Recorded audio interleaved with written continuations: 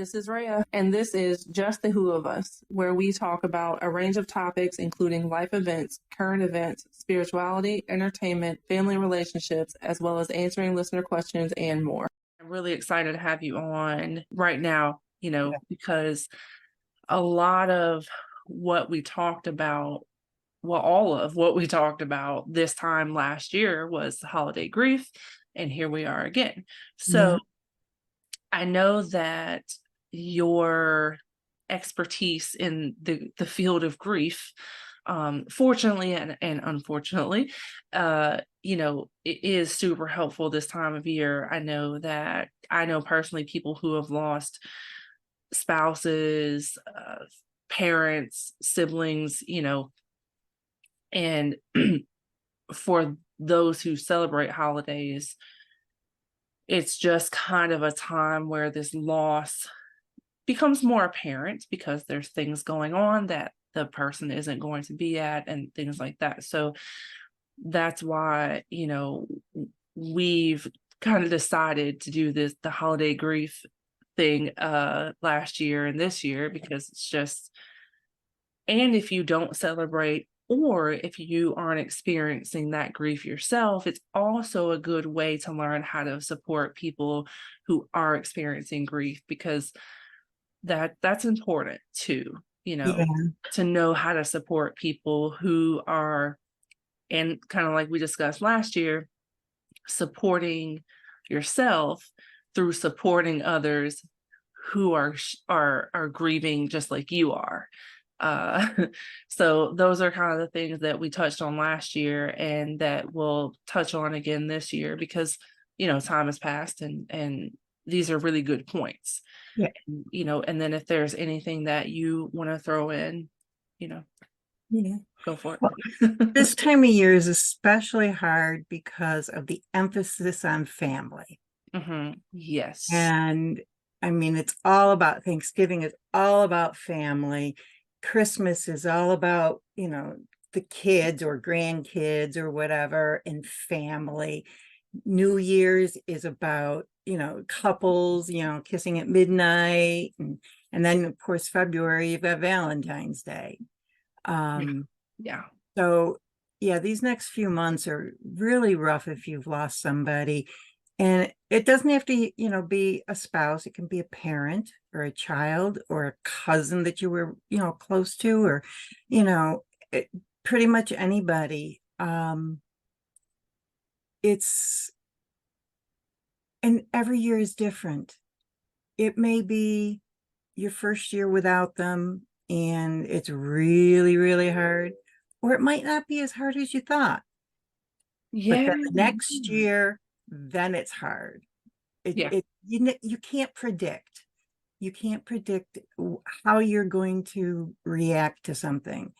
What you can do is have some tools in your wheelhouse to fall back on to help you through it when you feel like the emotions are starting to pile up and it's like, oh, okay, tears are coming. I'm in the middle of the grocery store or I'm at a party, and something just reminded me of them and I'm barely holding it together. And it's helpful to have something to help you through those times. Yeah. And, it's funny. So you mentioned just being in a random place and hearing something or, and it kind of bringing up a sad memory. I was in the car yesterday. So my father's birthday was 2 days before the recording of this episode. So I'm in the car. It was day before yesterday.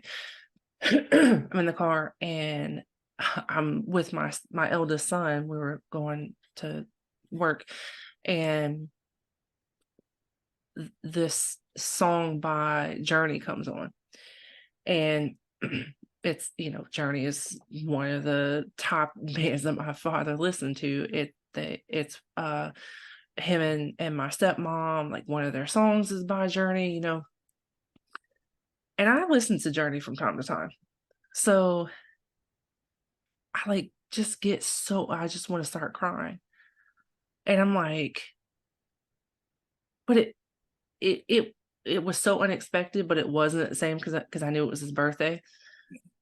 And uh,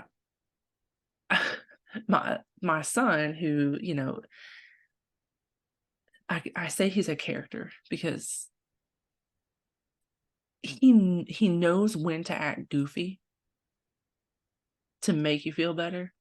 Okay. He's naturally goofy anyway, but so I'm driving, I'm just my eyes start tearing up, and he just starts acting like he's like just like overly dramatic. I'm like,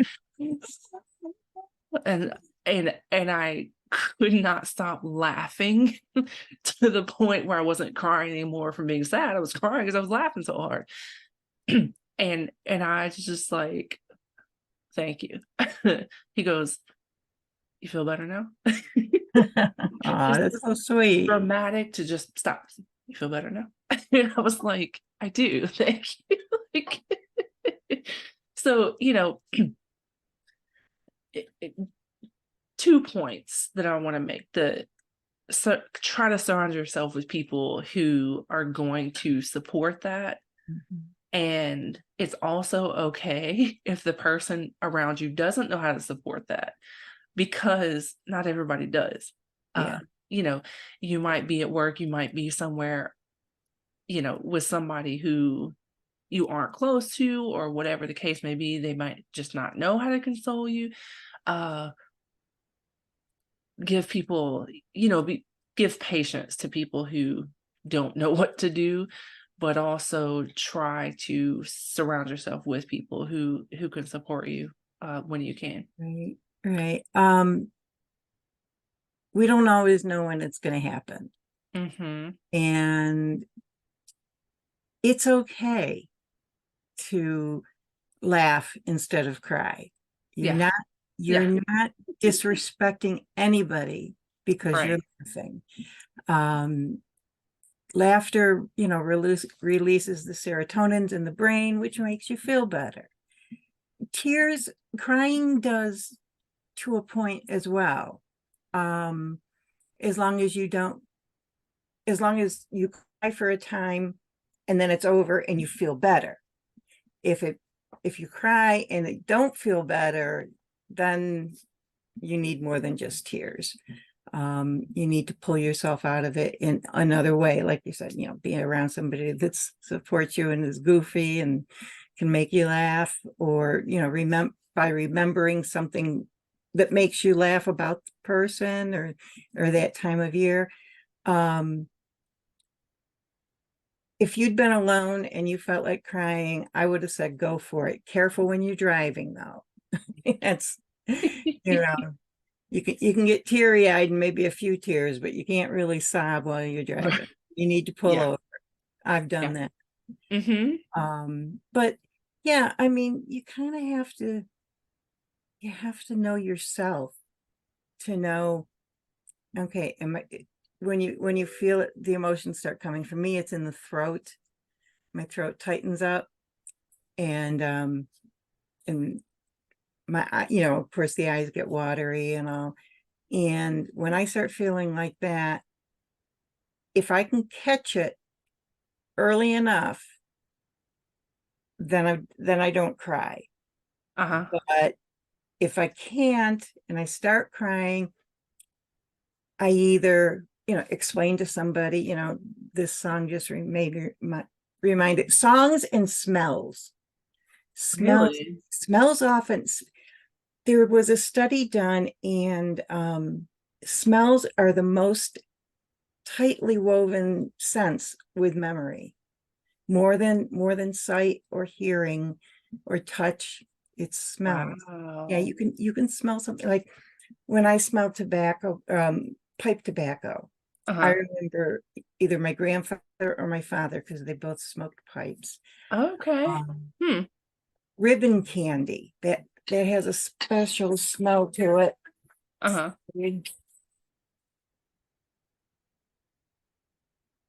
That has a special, ribbon candy has a special smell to it. Huh. And, that sweet kind of smell. And when I smell that, I think of my grandmother because she always had ribbon candy, especially around the holidays. Yeah. So yeah, certain smells, with my husband, it's his aftershave, which was generic, Uh-huh. but it didn't matter what aftershave or cologne he put on.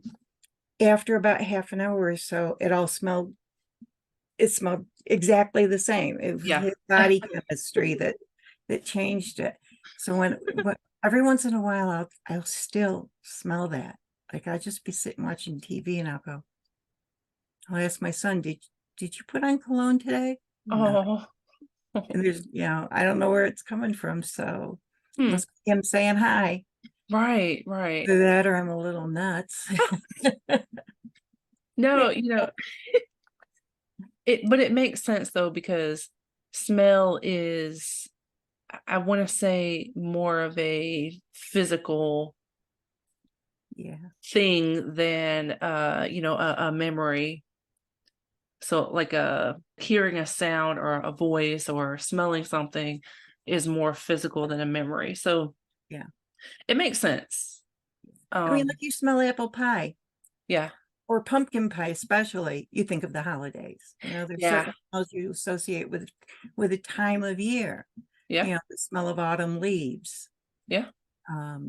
Spring has its own smell. Summer has its own smell. You can even smell, like in the winter, you smell the snow. I mean, Mhm. it's that cold, crisp air. Yeah. So, it can bring up all kinds of memories, good and bad, unfortunately. But when it's what you do with the memories Yes. that matters. And if you've just lost the person, I Mhm. mean, like, within the last month or so, you're not going to really be able to control your emotions, and you shouldn't. You really shouldn't. You should feel whatever you're feeling and let the emotions come, let them run their course. Because if you don't, it's going to come back to bite you later on. Yeah. And as I've said before, grief is with us forever. And after a while, it's not as bad.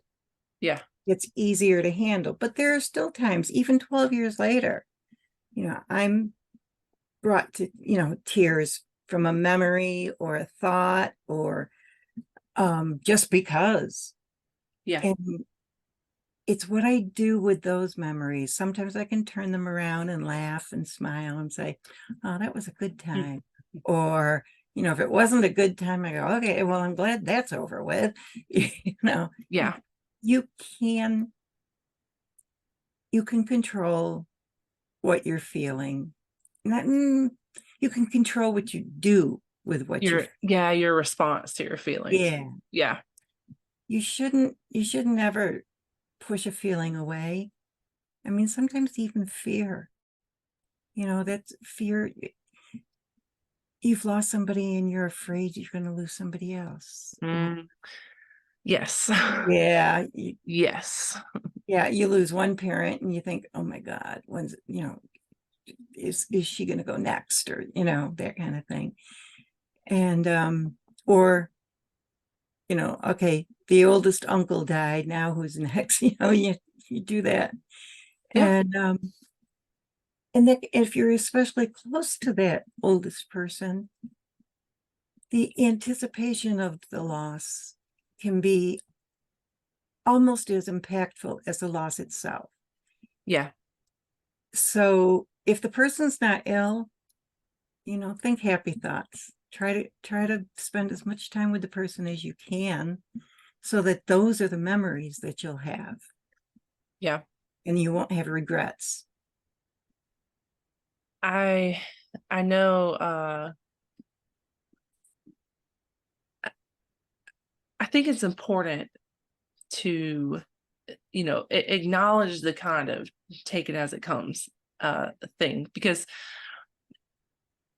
I had expectations. My husband had expectations. My kids had expectations on my grief over my father because of, our relationship history. Nobody expected me to be that upset. Nobody expected me even, now to, although they understand it a little bit more now, but it especially last year, around the holidays, or within the few months after, my husband was like, I didn't expect it to like hit you this way, because he knows how our relationship has been over the years. um and I didn't either, Yeah. also because I've experienced a lot of death. I've lost a lot of people to murder, um some to overdoses. I've experienced a lot of death, and so it's like, I don't know, I felt like I would kind of be used to it, but that's the first time losing my father. So, it's kind And of you never get used to it. right, right, Every death right. is, e- every death builds on the grief that you already hold. Mm-hmm. So, it's grief upon grief. Yeah, And you may not be thinking about the other people that you've lost, but your subconscious is. yeah, And you're feeling the grief on top of that grief. So every time you lose somebody, it's painful. yeah, yeah. And don't have expectations because, you know, like I said, I've not now, because I've well, that's not true. I guess I still do. Yeah. But I've learned to accept the possibility of my expectations not being met, but in a good way. So, if you're friends with me on my personal Facebook, you would have seen I made a post and I was like, I'm gonna stay off Facebook for these next few days because it's my father's birthday, and like the posts are already making me emotional, blah blah. So I blocked out on my calendar like 4 days to stay off social media because I didn't want to see things that made me upset. And I think it was like maybe the first or second day that I said I was gonna stay off. I made this post and I was like, my plan was not to be here on social media because I thought it would be too difficult. And it was a little difficult because I started seeing the birthday posts and stuff like that. But I know that I should let myself experience these feelings, and kind of running away and trying to push things away isn't really the healthy way to do that. Yep. So I decided not to. I made my own post, my own, about his birthday, about grieving and things like that. And I was like, I'm gonna stay here because I need to let myself feel these things. Um, I thought I went ahead and let my family know. I was like, hey, the weekend might be a little difficult. Um, and I mean, they were on it. They were on it anytime. It happened a couple times. I got a little emotional, or I would just be sitting there, or laying down, and just kind of this like thing that I do when I try to Uh-huh. suppress things, or I like start like clenching my, like how you were talking Yeah, about. you feel there's, yeah. I kind of like do that to like keep it down. Um, and my my husband, he'll just come and be like, "Hey, what are you doing?" Like, and I'm like, "Nothing." But yeah, but they were on it. I'm It's great that your family is so supportive, and it's great that you can communicate that to them, yeah, what yep. you need. Hmm. And a lot of people can't. My husband was not good with emotion. Yeah. He was like, "You're crying. What do I do?" You know, so That's kind of neat though, he, he sometimes. only saw me cry a couple times in our marriage. So, Oh, sorry. but it's really good to be able to communicate to people. If you've got that, it's wonderful. If you Yeah. don't, then find somebody that you can talk to, that you feel safe with to say anything to. And, know that they won't judge you. They may not understand, but they'll just say, okay. They don't Yeah. need to try to fix you because you're not broken. Yeah. They just need to listen. And that can be somebody in real life. It can be somebody online. It can be a special, like a grief group. If you're, widow, there's a ton out there for widows and widowers. I have one, but there's so many more. There are some for people who've lost children. I haven't looked into it, but I'm pretty sure there probably are some who've lost mothers and fathers and siblings and all kinds. Some of them are just grief in general. You go on Facebook and you just type in grief in the search section, Mm-hmm. you're going to come up with a bunch of stuff. And the nice thing about joining a group is you're kind of anonymous. Nobody knows you. I mean, Yeah. they can Yeah. maybe look at your profile, but they don't really know you. And you're there for a little while to get what you need. And then, you're gone. You may stay part of the group, but you don't visit anymore. Yeah. And so don't be afraid of the ones that say they have like 16,000 members, because the vast majority of those members are not active. They just Right. came for what they needed and left, without unjoining. Yeah. Yeah. Yeah. Yeah. And in those groups, in any of the groups, people are so supportive. You can pour out your soul, and people are going to say, yeah, you know what? I felt that way.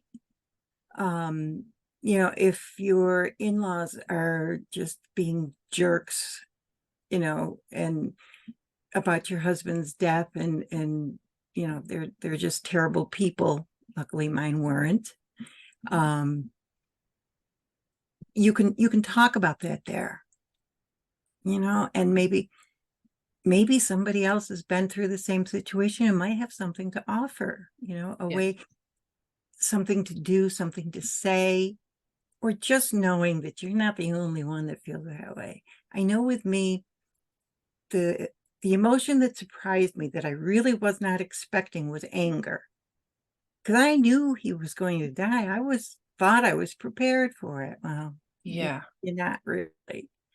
Yeah. And I mean, I'd lost my father 10 years to the day from when my husband died.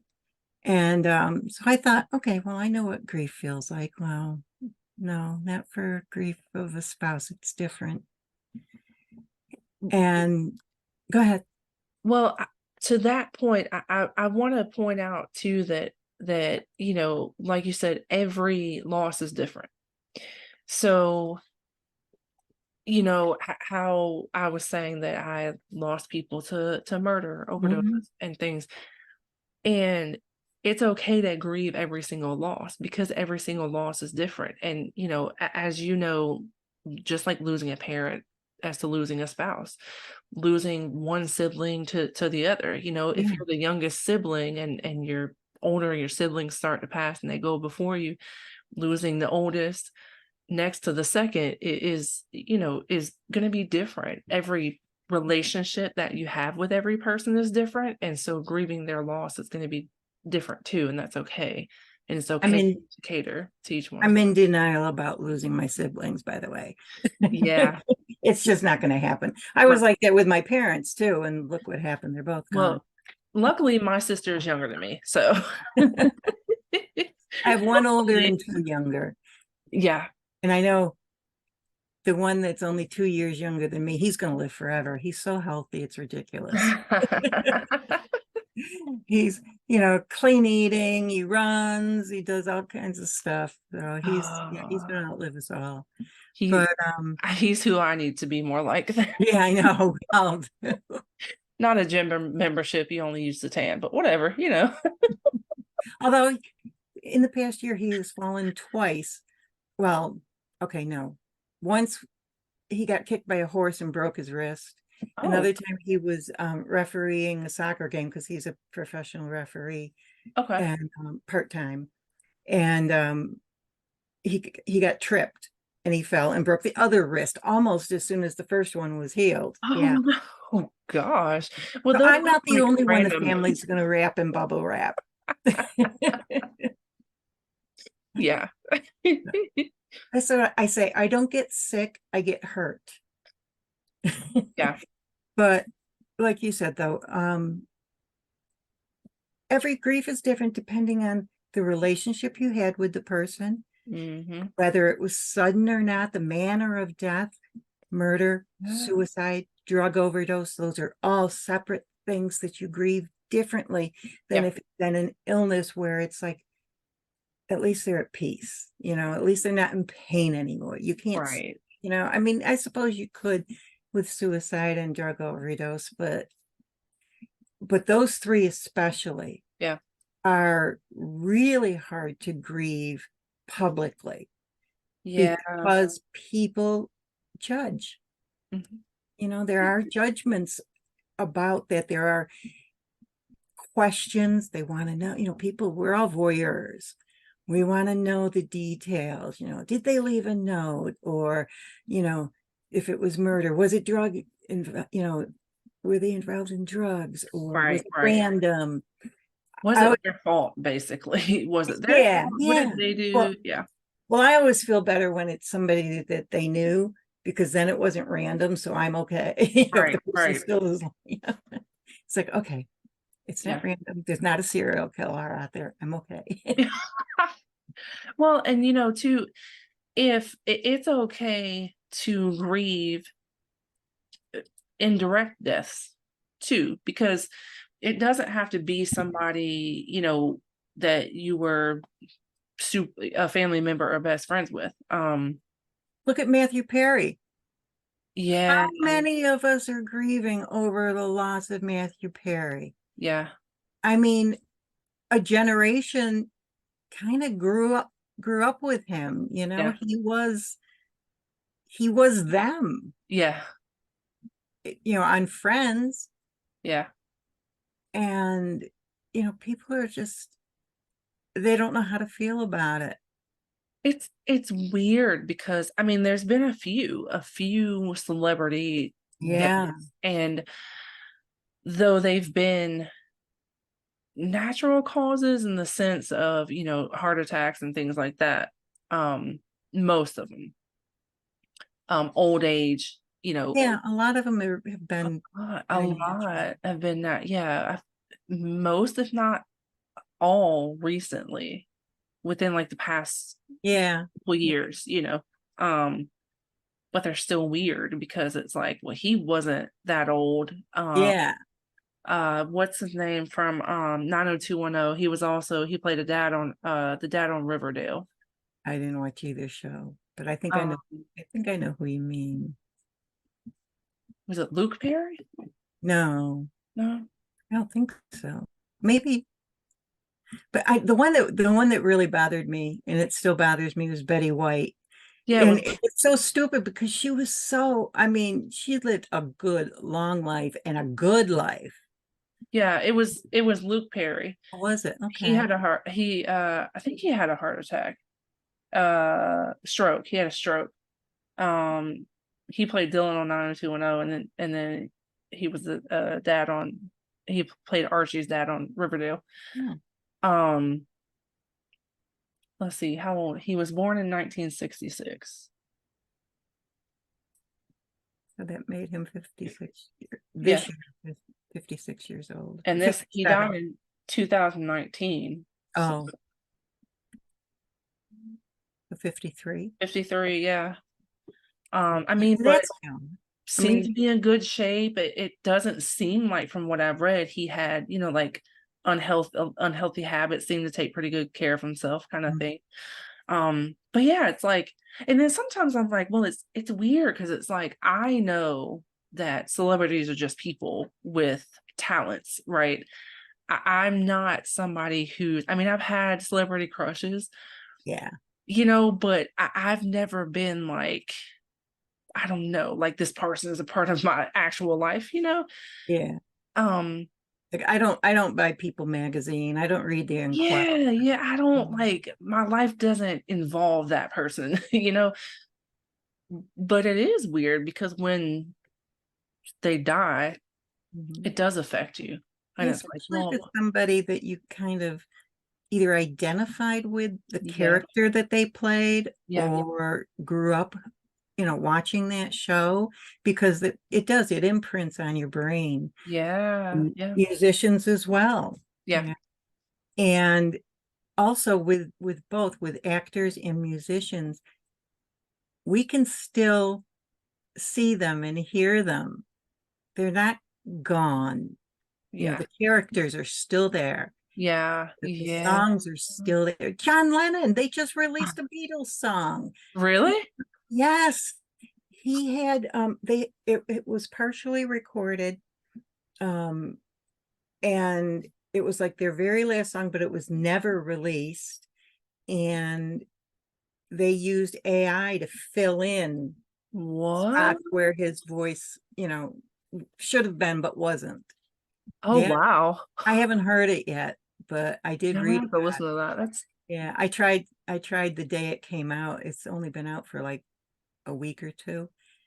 And I tried the hmm. day it came out, but the servers crashed, I think, because I couldn't. Everybody was trying to get on Yeah. YouTube You with have to it. get it from, I think you have to get it from iTunes, I think. Oh, okay. But yeah, I mean, look at, so how many years has he been gone? Yeah, I yeah, mean, like 20, 30, yeah, maybe. He's been gone a while. yeah, And yet we're suddenly hearing his voice again. And so we get these memories of people that have passed that we didn't really know, but we felt like we did. yeah, yeah, yeah, yeah, Whereas with our own family and friends, we have pictures, hopefully, maybe even video. I've got Rubbermaid totes filled with old VHS cassettes, uh, and a lot of them were things we recorded off of TV or whatever, but a lot of them were from a camcorder that we had. And my husband probably wasn't in any of them because he was the family photographer and videographer, but I'm sure his voice is on it, and I so want to hear his voice. yeah. But and I have VCR, and I believe it still works, but for some reason I don't go through them. Maybe I'm afraid I won't see him or hear him. I don't know what it is, but something's keeping me from doing it. Do you But do you think that maybe it'll kind of bring up that initial grief again if you can like actively hear and see him? it it might. I kind of ran across a picture of him the other day that I had not seen in years. And I had mixed emotions. I was happy to see the picture because it was a good picture, but I was sad because, I had only the picture. I couldn't Yeah, say, "Hey, look what I found." yeah, So, yeah, yeah, I mean, like I said, it never goes away. And it's what we do with it that counts. The holidays, especially, I want to specifically talk about that for people. Last year may have gone well. Mhm.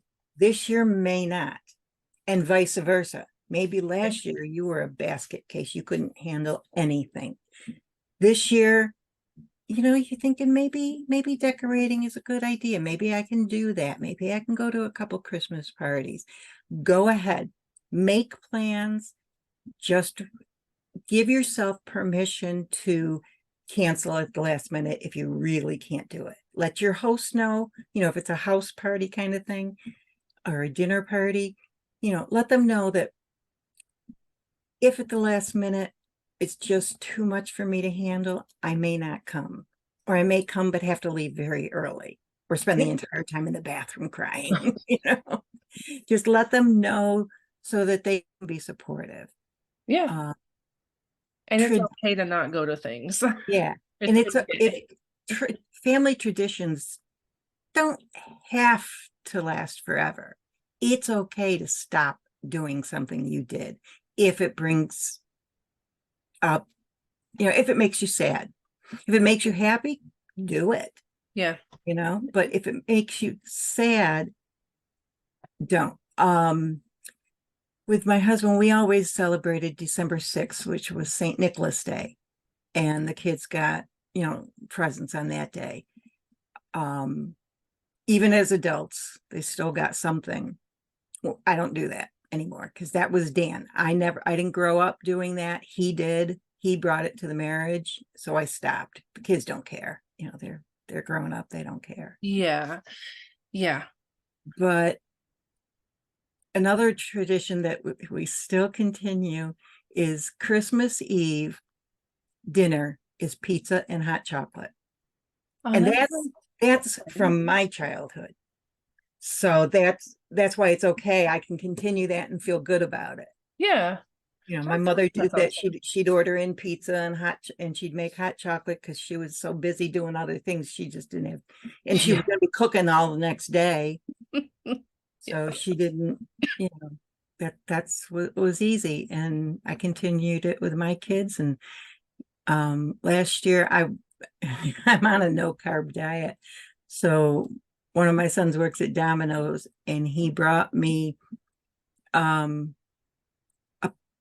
pasta bowl without the pasta. It's basically all the toppings of a pizza Uh-huh. and, put in the oven so it broiled. So he brought that home. So that was my pizza. And I had sugary hot chocolate. So, it's nice when That's they do creative things. though. Yeah, yeah. Huh. Because I can eat all the toppings on a pizza. It's the crust that, it's Yeah. got the carbs. And Okay. so that's a tip for anybody that's dieting. Yeah. You want to just eat the toppings of the pizza, give the crust to the dog or something. Mhm. If Yeah. if you can do that. Yeah. Yeah. If Well, I've got pizza in front of me, I'm going to eat the whole thing. Visit www.falolity.net. That's FALOLRTY